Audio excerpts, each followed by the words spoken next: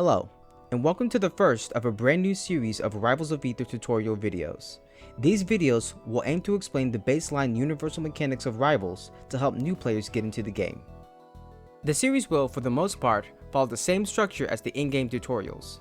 Because these videos will be covering mechanics the same way that the in-game tutorials do, it is recommended to play through those before watching these. These videos will then look at the skills taught in the tutorials and explain them at a deeper level, which should then help you have an easier time figuring out how to incorporate them into your gameplay.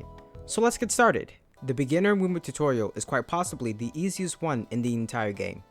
It teaches you how to walk, run, jump, double jump, and fall through platforms.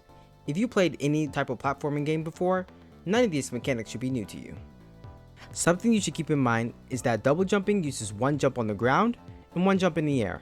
You only get one mid-air jump, so if you run off stage without jumping, don't expect to be able to jump twice in the air. The only way to refresh this mid-air jump once you've used it is to touch the ground again, with some minor exceptions. Each character has movement that is slightly different. All characters have different ground speeds and air speeds. Maypul, for example, has the fastest run speed in the game, while Ori has the fastest air speed in the game. That being said, some characters have moves that can change these properties. Etalus can spread ice on the ground, which not only makes his grounded movement faster, but also more slippery. Wrastor can throw a slipstream, which creates a band across the stage that makes his ground and air speed faster when he's inside of it. Some characters have unique jumping mechanics as well. Elliana, for example, does not have a mid-air jump. Instead, she has an overheat bar and a hover mechanic. The more she hovers, the more the bar fills up until she overheats, at which point she gets one very small mid-air jump. Meanwhile, Wrastor has 3 jumps in the air, and is the only character with multiple mid-air jumps like this.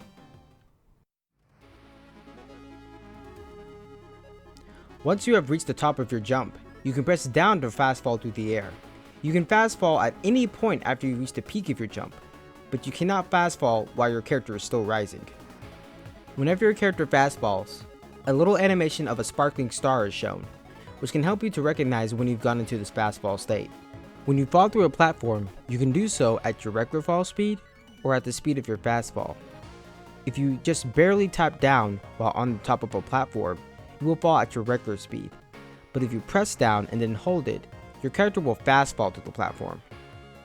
Plait Dropping is a very useful mechanic for quickly using aerial moves, so you can input them while simultaneously falling through a platform. Plait Dropping with an aerial has many uses. For example, you can fall from a high platform while throwing out an aerial as a quick way to covering up a large amount of space and walling out your opponent from getting back on stage. Plait Drop aerials are also a powerful tool for comboing opponents on stage and setting up kills. When first learning this technique, it's a good idea to mess around with your character to figure out how each of your different aerials work out of a Plait Drop.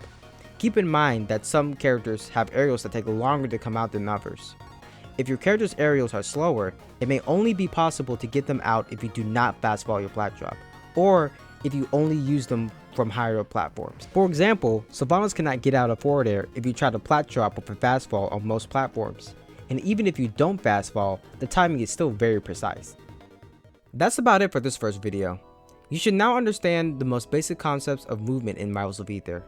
This one was super short and simple, but as we move forward, these videos will get longer and also more in depth.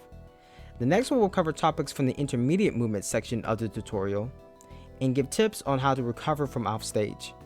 If this video was helpful, like the video and comment down below, and subscribe if you want to see more content like this on the channel. Thanks for watching.